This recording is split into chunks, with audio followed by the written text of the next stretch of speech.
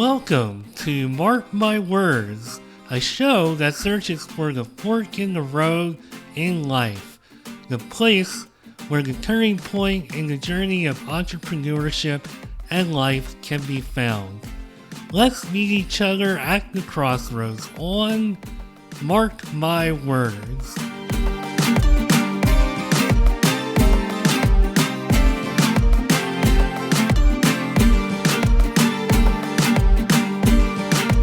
This episode is sponsored by GrowX Labs. Quick question. When you're leading a team or growing a business, who helps you think clearly? GrowX Labs offers executive decision support, real-time access to a trusted strategist who helps you navigate tough calls, leadership blind spots, and everything in between. No fluff, no long-term commitment, just fast, honest insight from someone who gets it. If you're a founder or exec and need a sounding board, go to growxlabs.com/mark. That's grwxlabs.com/mark and book a discovery call today. So according to my guest today, who I'll tell you what, if you like really good, impactful speakers, then you're in the right place. I was just watching a clip before starting this episode, brushing up, doing my homework as a diligent podcast host hopefully does. I couldn't help but to notice one line, many lines are really great from Dr. Melanie Gray, but we are on the football field of life, and we are making plays and all kinds of moves, and she wants you to stop the stuff that isn't working. And what she means by that, and among other things, is your self-care and mental health. She wants to help you with burnout and workplace wellness and just being well and taking care of yourself in general. And it's amazing anytime I do an episode with like a wellness or burnout prevention expert, it always comes at like the best time for me. So I'm really, really honored to have Dr. Melanie Gray, who is the founder of Melanie Gray Solutions, and she is a corporate wellness strategist, emotional safety and women's health expert, trauma-informed care, SME, building confident, healthy, engaged workplaces, among many other things. I can't wait to talk to you today, Dr. Gray. I'm Mark Schmidt, by the way. Welcome to Mark My Words. How you doing today? Mark, I am so privileged and honored to be here, and let's get some words of Mark today that are going to inspire and encourage your audience. Yes, that's what I'm talking about, because, name is Mark My Words, and I don't put a whole lot of emphasis on all of that. It's just, I didn't even come up with the name for this show, and I don't even use it as a mantra. You're using it more as a mantra than I am, which is exactly why you're here. So, Well, Mark, I think it's interesting that Mark My Words is something that many people are afraid to do. They're afraid to stand for something, because they want to stand for everything. And if you try to stand for everything, you'll stand for nothing. So let's mark these words today and encourage. boom, man, I should have you here for every episode. Boy, you are a one fine speaker, and I knew that coming in. So let's talk a little bit. I warned you before we started. I like going back in the Wayback Machine, and you have a history in nursing, and you seem to have always had an interest in health. Um, was that something even leading up to college, like just in your younger days? Was that something you were always interested in? Did you have anything else you were dreaming about? Well, Mark, so you just opened up a whole can of worms right here because you want to go to the way back machine, and I'm pretty seasoned, so my way back machine is way, way back. So All right, let's uh, go. but that's okay because honestly, when I graduated from high school, there were really only five things a young woman was offered to do. That was get married, be a secretary, a teacher, a social worker, or a nurse. It was also a time that when you were on your own, you were on your own and you couldn't come back and live in your parents' basement until you were 30. I'm not putting any shade on anyone. I'm just saying there were not options for fallback. The fallback plan was fall on your face or stand up. So my mother said, you were 18, you were on your own, make life happen. And I said, well, my mother was a nurse. I've been around hospitals. I wanted to help people. And it seemed like a natural fit for me because it was, and so I thought I could be successful. It was also during a time when I went to college that I was a first generation college student in my family. My grandmothers and uncles and aunts had come through segregation, Jim Crow. They didn't have a chance to even finish high school.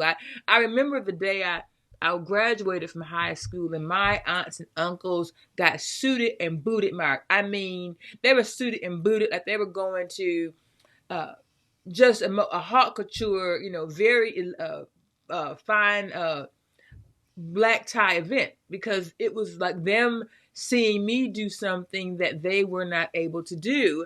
And they were so proud of me. And that inspired me to go on and to finish my degree and to become a nurse. And that's how I started my career. In that, I've had several transitions because we're in the way back machine. And so I started off in my timeline. I don't know if we're doing a Star Trek or the Avengers, my Avengers timeline. I started off being a floor nurse, a staff nurse, and I loved it. I did med surg, cardiac, ICU. And then after about 20 years, and so I was in my early 40s, I think. So someone said to me, "Why don't you teach? And why are you still doing staff nursing?" Because I wanted to be a staff nurse and I didn't really have vision for anything else. And so that's what I want your listeners to understand is life does change. And as your life and your body change, sometimes your vision changes. And I had a back injury, Mark. I had been working in the ICU and you're turning people on vents and you're doing quite a bit of lifting. And I hurt my back. And then I began to say to myself, well, you're 40 something years old. Are you going to injure yourself and disable yourself permanently? So I got an opportunity to teach, and that started my then 20-year plus journey in higher education. Backfill that to my husband having given me my first computer, Mark, in 2003. And he said, "You need an email." I said, "I do not need an email." He said, "Yes, you do. You need an email." So he gave me my computer. I got an email account and I fell in love with everything technology, leading up to me getting a doctorate in online education and curriculum design. And so in the course of my career, I read, went back to a hospital, became a subject matter expert around trauma-informed care. I told you I had a long timeline, Mark. So, I told you I've been No, around I a love while. it. I've seen a few things. So, in my Avengers timeline, I'm probably in the year 2021. No, and I was a subject matter expert for around trauma-informed care for a large healthcare system. And then they eliminated my position last year. And I said, oh, so, do I go back to the corporate world or do I live out my dream of having my own business and working online from home? And I said, okay, go for it. Go for the dream. And that has resulted in me being here with you, Marc, and starting Melanie Gray Solutions, writing, podcasting, consulting, speaking, and all the things. And so I had a 40, now this is between us and your audience, a 40 plus year career in healthcare and higher ed. And now I'm an entrepreneur. I don't know where that puts me on the timeline, but that's my backstory and I'm standing to it. I appreciate your integrity of standing to it. And I do want to note you said something that was very impactful to me because when I started to become interested in creating content and podcasting, it wasn't something that I just thought of or magically was like, I want to do that.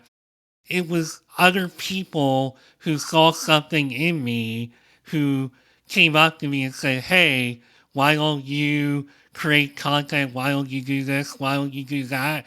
And I noticed that when you shifted into teaching and just that impact, that just that kind of support, somebody just, I can't even remember the names of the person or the people who I crossed paths with who encouraged me to do all this.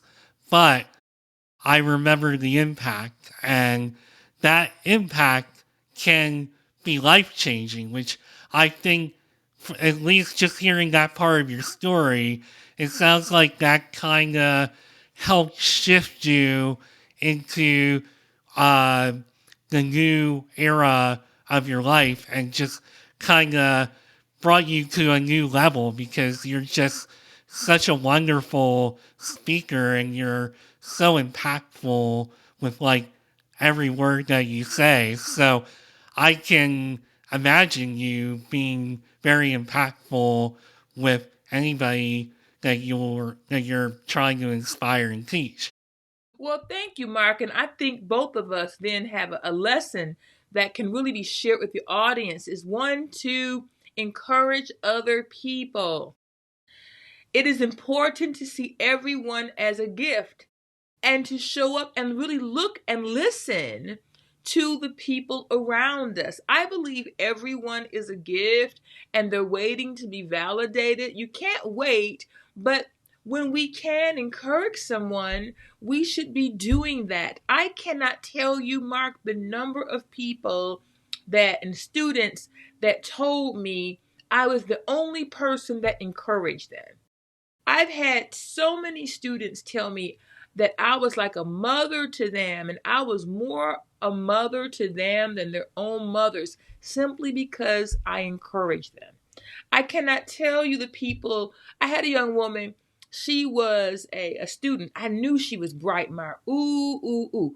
I knew she was bright, but she didn't believe she was bright because she was the first person in her family to go to college to try to get off of welfare. She had 2 or 3 kids, and she would, honestly, she would wah, wah, wah, wah, wah. I said, girl, look, one day you have to stop. So I said, I'm going to be your mentor and I'm going to I went to a chief nurse that I knew and I said, look, I have this student. She's really, really bright. If you have an externship that you can offer her, I would do anything. I promise you she's good. She said, okay, have her see this manager. That was on a Wednesday. By Friday, that girl had an interview. By the following week, they had her almost ready to start. Once she had that confidence, Marc, she started acing her exams 100%, 100%, 90%. And then she started holding her head higher. She started speaking differently. And I want to tell you, Marc, that she graduated on time, top of her class. She has a degree, several degrees, to finishing her advanced degree. She has bought a home. She sent me a picture. I need to go and visit her and to see the home, but she had bought a brand new home first person in her family, $350,000 home, and she now takes her children on trips. Their whole life has been changed just because I told her you can. And you get open that door. And so we all, no one, there's an old song that says, no man is an island, no man stands alone. Each man's joy is joy to me, each man's grief is my own. And I learned that song, I don't know how many years ago, but it's so true for us. We have to give back. See, when I hear stories like that, it really impacts me because I've had a life where I feel like I have not gotten a whole lot of encouragement, and I feel like I have lived a life where I've kind of had to figure things out on my own and learn resilience and just learn a lot of the self-reliance skills. But I feel like as I've gotten older, and especially in those moments, like when I was going to LinkedIn Local and people were, uh, inspiring me and talking to me about creating content and just other blips of time where I've gotten that encouragement, it's like, whoa, getting encouraged and having people be positive and seeing something in you and lifting you up in that way, that is huge. And maybe it is impactful because I'm just not that used to it, but it's a game changer. I mean, look, I'm 6 years into doing this podcast, all because of the encouragement of somebody who spoke at an event and took like 2, 3 minutes of their time to talk to me. And that's the difference that we can all make if we are open to just, listening and encouraging and, just helping each other out in that way. It makes a huge difference. Well, it does, and I'm so glad that you said a couple things. We can make a difference, and sometimes I think because of social media, uh, a lot of social media, television, people think the only way they can make a difference is to make $1 million or to be rich or to have Maserati or to have 16 bathrooms when you can only put your butt on one at a time. Uh, but really, the impact that we can make is as human beings, day to day, encouraging one another, sharing a gift, sharing a talent. I think that sometimes we are in positions. I'm a person of faith, Mark. I don't know if I shared that. I believe in Jesus. I have a relationship with him and I believe in God. And I believe he's always with us. That when we don't believe we can, he's encouraging us. And to hear your fortitude and to have you share your story of not feeling encouraged, but yet you had the resilience to move forward. And your podcast is 6 years old. Do you know the average life of a podcast is only 6 months? If So that. that is the gift of God. That is his grace over you. That is his favor over you. That's his resilience that you have developed. That is so rich. And that is also due to awesome guests like you.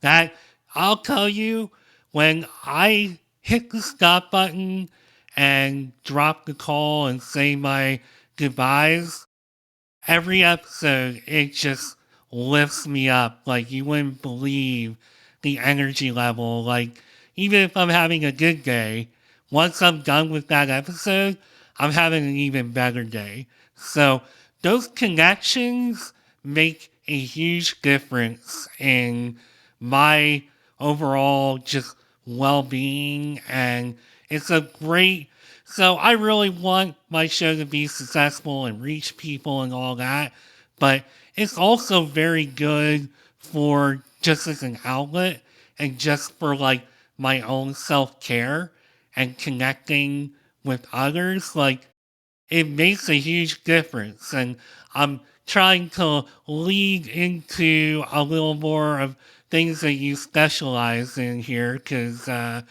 want to talk a little bit about, what you teach, which is self-care. Because this, for me, is like a part of like my self-care. Like, I obviously have a lot of interest in growing as a podcaster and as a business, but this is also self-care for me.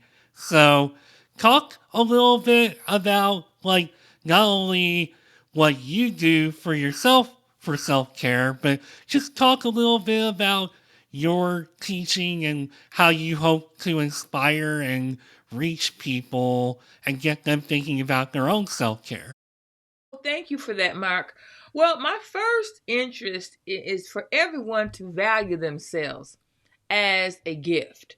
Because if you do not value yourself for who you are and your own gifts and talents, you're not going to take care of the package that you're in. You have to appreciate yourself and know that you are worth care and time. And also to know that you teach other people how to treat you. So if you are unkind to yourself, you're being self-disparaging, you walk around telling everyone how hopeless you are, what you can't do, you're going to help them, teach them how to see and believe you. So you have to change that and know you are a gift. Now, I know that life has not been always fair to everyone.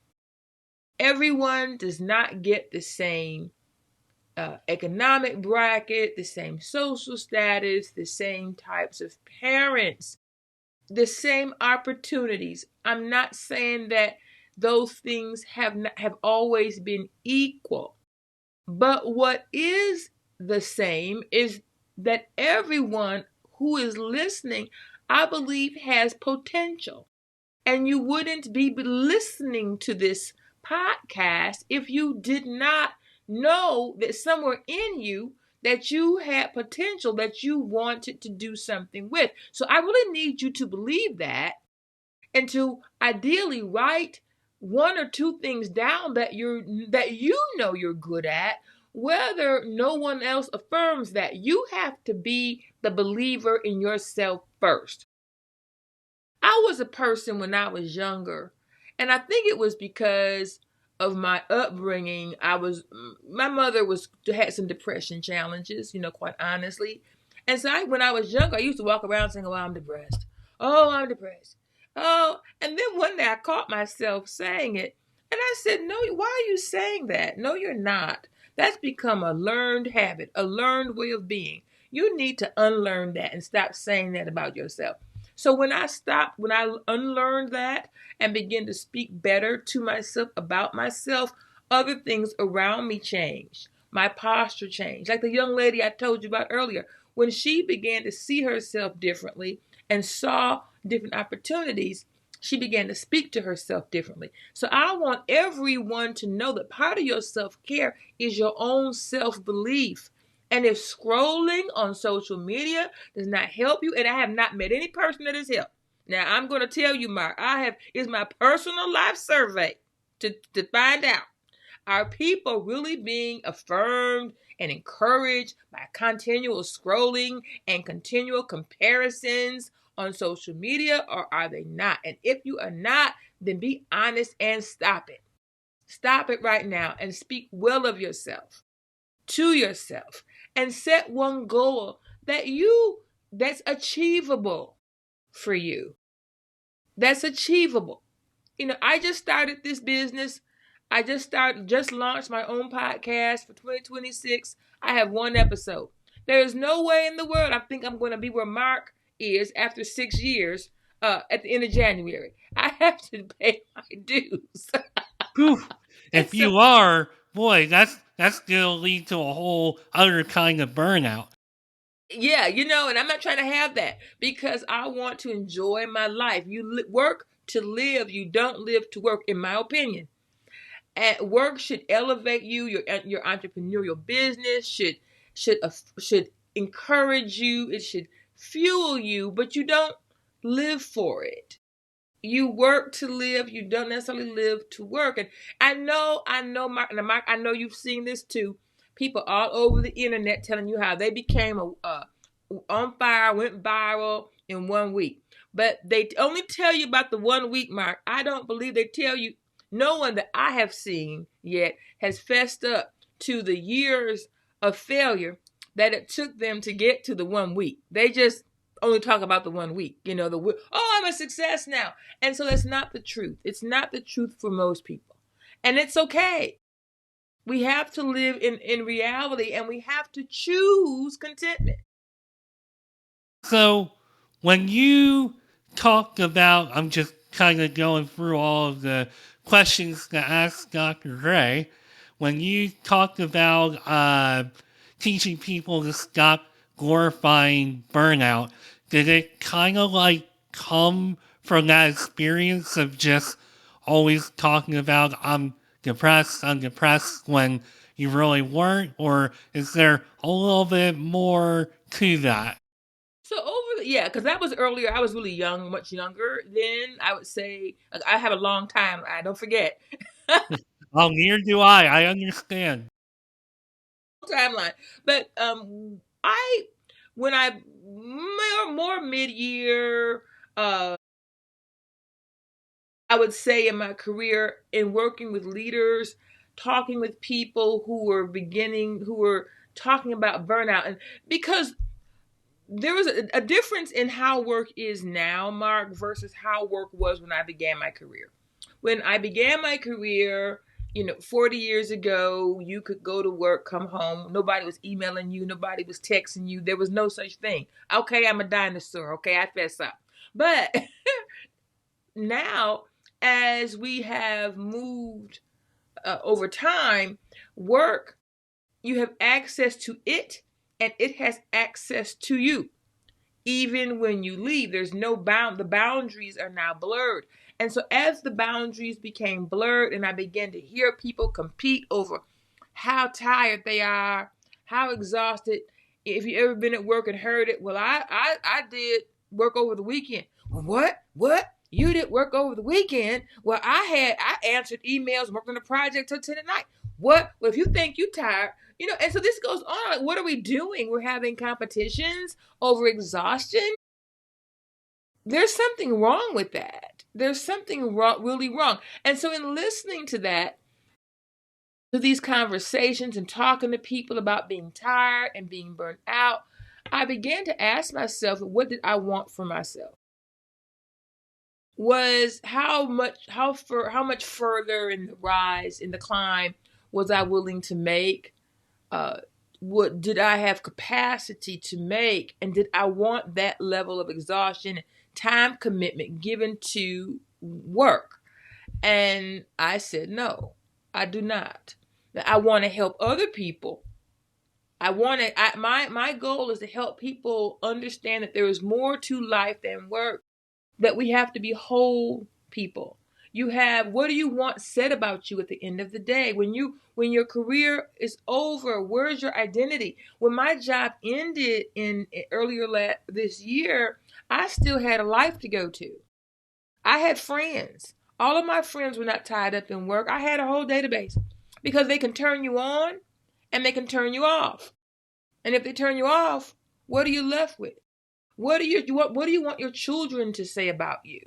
What do you want your spouse to say about you? What do you want to be known for at the end of the day? When you retire, what do you want a legacy of having been kind, of having built other assets, of volunteer work, building into people? What do you want? And I think it's a hard conversation sometimes, because we are faced with so many things, right? Lots of stuff, but we can't take any of it with us. So what is the real legacy? So I want to help people be whole, not be bombarded and tied up in knots with imposter syndrome, to learn to make a choice to enjoy life, to make a decision to be happy. And something you just said there is exactly why I started on this path, because I was working in corporate America, really good job, way back. I left because they were doing like reorganizations and they offered me a package, so I took it. And I took it as an opportunity to kind of like reinvent myself a little bit. And the only thing I was thinking was, I'm going to get an even better job at another corporation, and I'm going to try to continue climbing up the ladder. But after a while, I started to figure out that I wanted something a little bit more out of life than just trying to climb the corporate ladder. And for some reason, I think it was because of the role that I had at that job before I left, because I was actually like impacting people and getting to like, impact their career and had like a leadership role. And it really kind of like changed me. And I think it was that role, that position that kind of, I mean, there's obviously other parts to it that helped me along the way, but that was like the first thing that really told me that I want something a little bit more than just climbing the corporate ladder. I think, especially those of us who have had the kind of history that you and I have, where we're, working and, going through the grind, we just hit those moments where it's like, okay, I think I have more to offer than what I'm doing. Not that what you or I were doing was bad at all. It was Not wonderful. at all. Yeah. Not at all.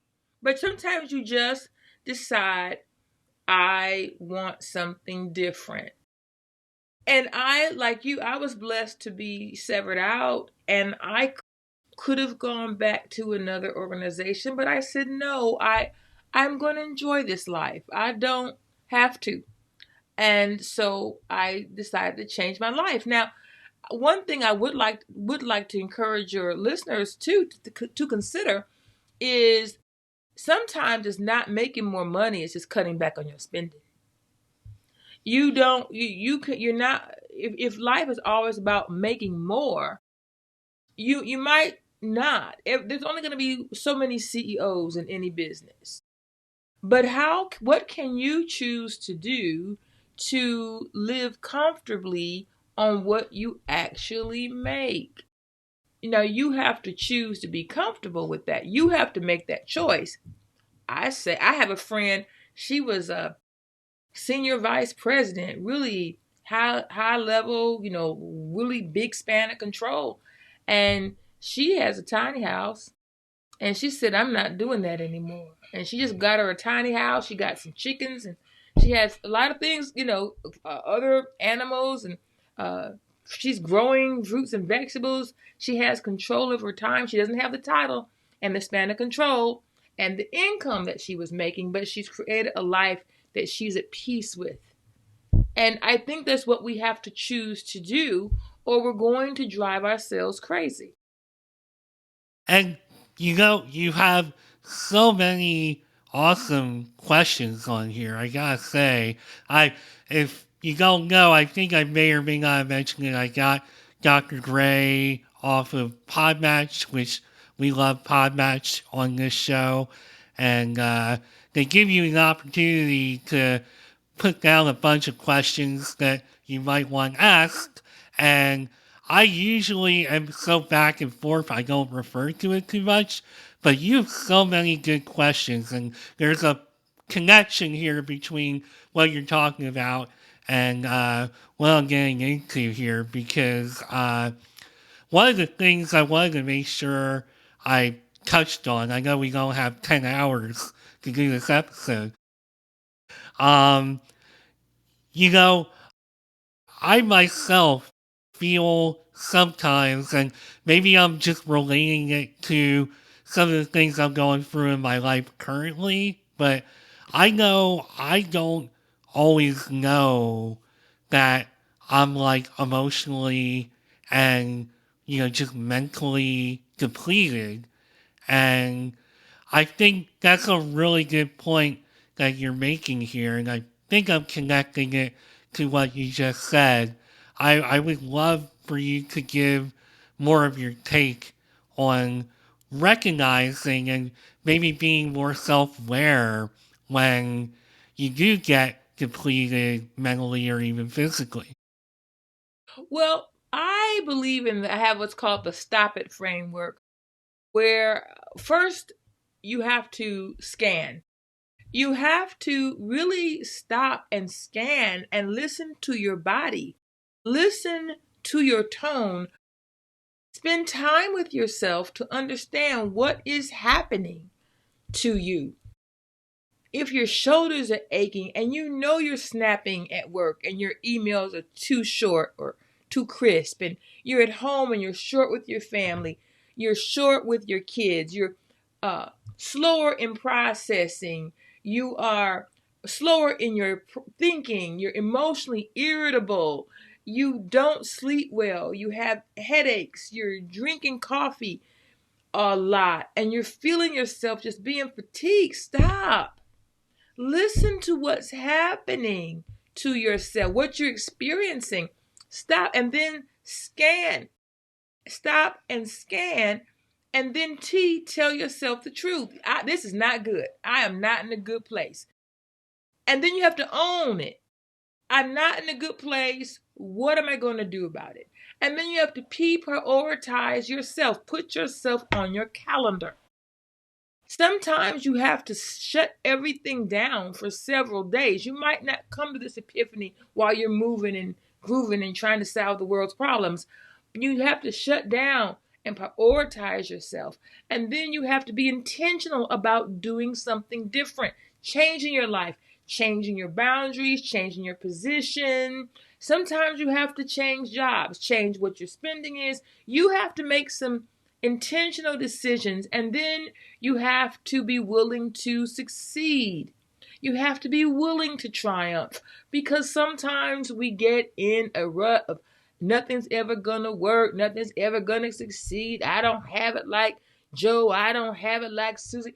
You just gotta stop that, because your words have power. Your words have power. And you have the power to change, to be a difference, and make a difference first in yourself and then in others.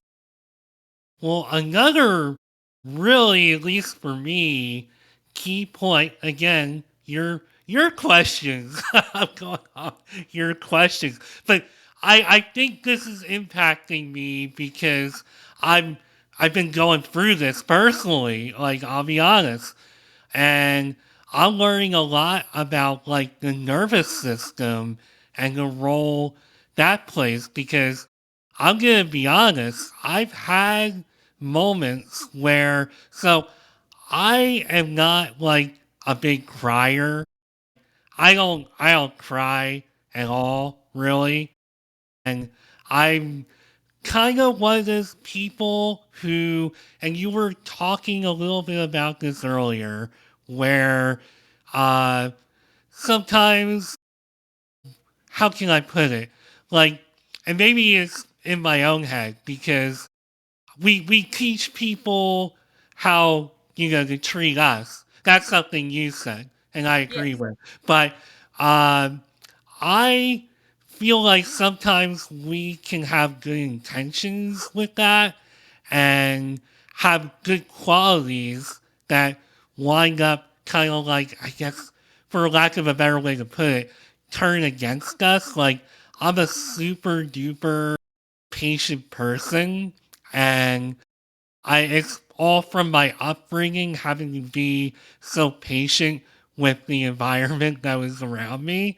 But I feel like because I'm so patient with everybody and their quirks and everything else, I wind up holding so much that sometimes I will just like all of a sudden randomly, like it's almost like I'm coming down with a little bit of a fever or something. Like I start just getting cold and chills and that kind of thing, and I'll have to like take a Tylenol and just kind of like you know, rest. And I'm just starting to become more aware of, like, whoa, that's my nervous system talking Oh to me. yes, because stress does reduce your immune system. When you another symptom of being of stress and burnout is getting sick all of the time, of having gut aches.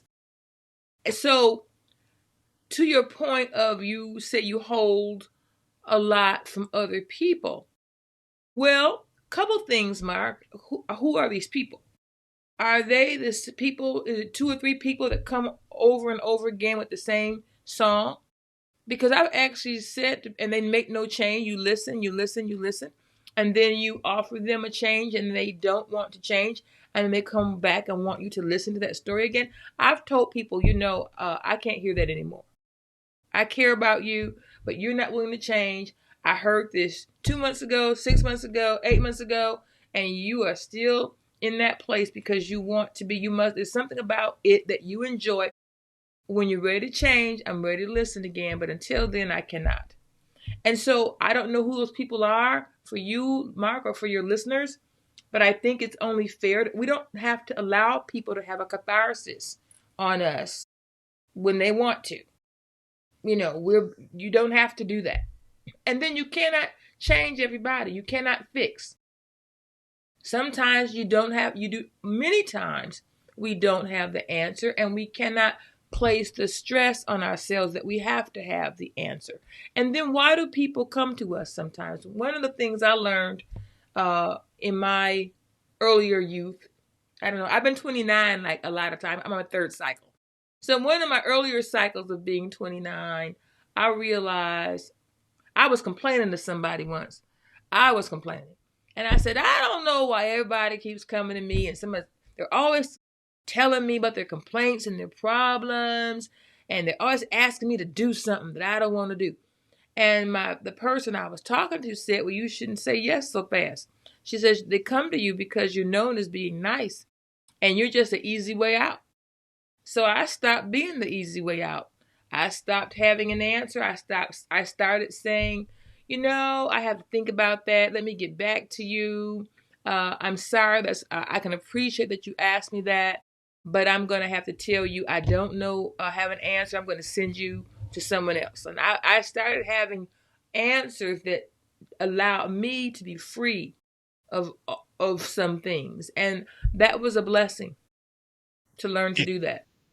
Yeah, no, that's huge when you have those revelations about yourself and you're being self aware, like, especially people pleasing habits, which I know, again, grew up in a certain environment. So it's like, I feel like to the best of my ability, I've tried to work my way out of the people pleasing mentality. Like, as you get older, you tend to have a little less patience for certain things. So I Well, I, think I that think helps. that you get wiser. I Yeah. don't know if our patience has to change, but I think that we become more wise in terms of how we spend our time and what we take on, because some people don't want to change. They just want to complain. And again, we don't have to be anybody's doormat, right? We don't. We really don't.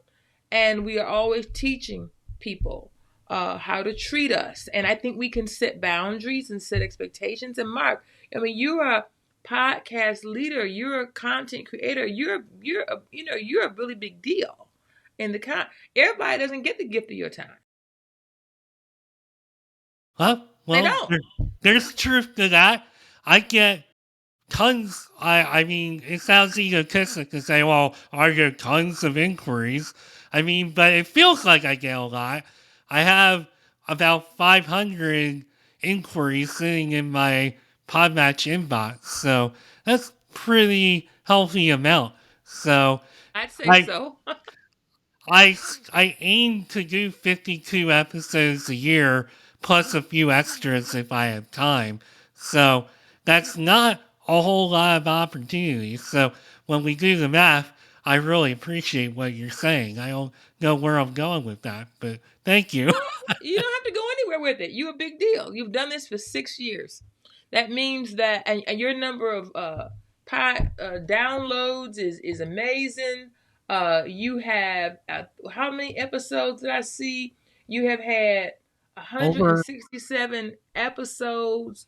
You have 14,000 social followers. Your engagement is 66%. That's darn awesome and amazing. So everyone doesn't get the gift of your time in the content creation space. I don't think, or in life. And it's not that you're above anyone. It's just that you understand you still have friends and family, and you do have to set boundaries so that you can go the distance. Well, if I ever do an ad for this show, I will call you to do the voiceover or endorsement or whatever. I'm Absolutely. sold on myself. Be sold on yourself. And we want all of the listeners to be sold on themselves and know that they are a gift, and they are a gift worth taking care of. Apply self care. As we go into the new year, you are worth, you are a gift, and you are worth all the effort that it requires for you to have an amazing year, and you can. So this is a perfect segue to something I want to touch on before we wrap up. So I'm huge on imposter syndrome. I actually spoke at an event for a Podmatch about imposter syndrome in 2025. I know we're recording this in 25. It'll be out in 26. So, not that everybody needs all that analysis, but I'm big on imposter syndrome because for years I had, and we're always gonna have something that we're trying to talk ourselves out of or questioning, but because I was born with cleft lip and palate, rare syndrome, have had uh, just a different experience than a lot of people have had. Like, I never thought about having a podcast or speaking or being on camera. I automatically dismissed it as nobody's gonna want to listen to me, nobody's gonna want to watch me. That's where all that encouragement that I got to like, hey, you should make some content on LinkedIn, and you should think about making a podcast, and it makes a big difference. And I know for me, that's something that I try to talk to people about all the time, encourage them, whether it's just me going live on TikTok, me doing this show, whatever it is. So I would love to hear your take on how you help people to get beyond imposter syndrome. Yes. Well, I believe the first thing you have to do to overcome imposter syndrome is to understand that it's really based on fear. And so you have to determine, be honest with yourself. What are you afraid of? Are you afraid? And to stop that. Because most fears are really not true, they're self imposed. They're self imposed limitations. And again, people will believe what you do. You have to know, so first you have to know that you're capable. You have to know that you're a gift. You have to be okay with making mistakes. None of us are perfect. Not being an imposter is not about being perfect. It's about knowing that when you show up, deciding that when you show up, you are showing up to do your best. If you're in the room for a job and you've been hired into a role, you have to know they hired you because they thought you were capable. They believed you were capable. And so you have to grow into your capability. I wasn't the number one nurse when I started my career, but I learned to be really good. I learned to be trusted. Did I make some mistakes? Yes. I got my doctorate. I failed a course when my husband got sick with leukemia. Yes, I did. I was a doctoral student and I failed a course. Did I crumble up and say I don't deserve to be here? No. I said, okay, I was in a circumstance. My husband was sick. I deserve to be here. I'm just going to pace myself differently until I finish. So you can't, you have to speak well of yourself. You have to speak well of yourself and stop looking for other people to always do it. So show up knowing that you belong, show up knowing that you create value, show up with the intent to do your best. And when you don't know something, ask. I noticed that in this new generation, people don't want to ask questions. They don't want to be vulnerable. They don't want to be authentic. And a lack of authenticity will cost you. Cost you more than just having asked the question. Really. So be willing. Be willing to grow. Be willing to change. Know that if you're in the room, you belong there, and speak well of yourself. I couldn't agree more. And I always tell people that throughout my life, I have always had reason to not believe in myself. It would have been real easy for me to just say, you know what, I, can't do blah, blah, blah, and I'm just gonna store myself away, and that's gonna be it. I'm just gonna do my thing. But there's always been something driving me to put myself out there and to just strive for more. And I think it's just that self belief that I have because there's a lot of talented people out there. I meet some people who don't tell me, oh, I'd love to start a podcast or I'd love to do this or that, but I sound stupid or whatever. Can't do it.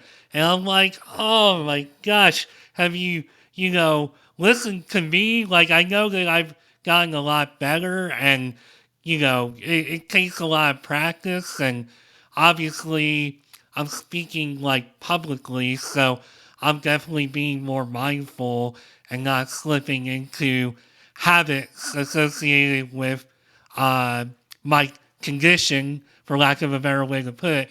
But it's like, oh my gosh, some people just don't like see themselves. They don't see Well, they're what they looking through have the to wrong offer. lens. Yeah, There's always someone who's better. yeah, There's always someone who's more beautiful. There's always someone that's smarter. But it doesn't mean that you can't contribute and that you can't do something. right. I don't let other people decide what I can or cannot do. I will not limit myself that way. Well, I'll tell you what, there were no limits in this episode today, I think, except for time. I feel like I could go another hour, but I don't want to hold up your day. I would love to hear how people can find you, how they can work with you, and anything else you want to share that we didn't get around to in this short 52 minutes. Well, thank you so much, Mark. My website is Dr. Melanie Gray, the Confidence Coach.com or drmelaniegray.com. Either way they can find me and connect. And I hope they do. Well, I hope they do too, because I am very thankful that we connected and did this episode. This was wonderful. I always love talking self care and burnout, and I feel like we didn't even scratch the surface, but this Well, was have me really back, great. Mark. Have me back again. I I most certainly will and can. We can. I'm always up for reunion episodes. I keep saying that. I'm gonna have to try to figure out a way to do some of these reunion episodes more. I have about 170 others who have said something similar. So, uh, Dr. Gray, thank you so much for being on Mark My Words today. I Oh, appreciate it. thank you, Mark. And mark my words on that. I will most certainly mark your words. I appreciate the use of the name of this show uh, by you in this episode so much. Um, thanks again for being on Mark My Words today.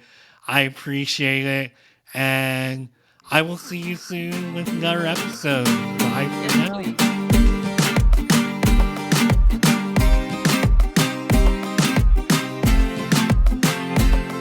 Thank you for taking time out of your busy day to go on a journey with me into entrepreneurship and life on Mark My Words. If you would like to learn more about me and the show, you can find me on LinkedIn at Mark Schmidt or connect with me on Instagram at Nimrod79. Video episodes of Mark My Words, as well as other content, can also be found on the Mark My Words YouTube page. Entrepreneurship can be quite the roller coaster ride. It can be a bit isolating and intimidating, but it doesn't have to be that way. Let's meet here next time at the crossroads on another episode of Mark My Words.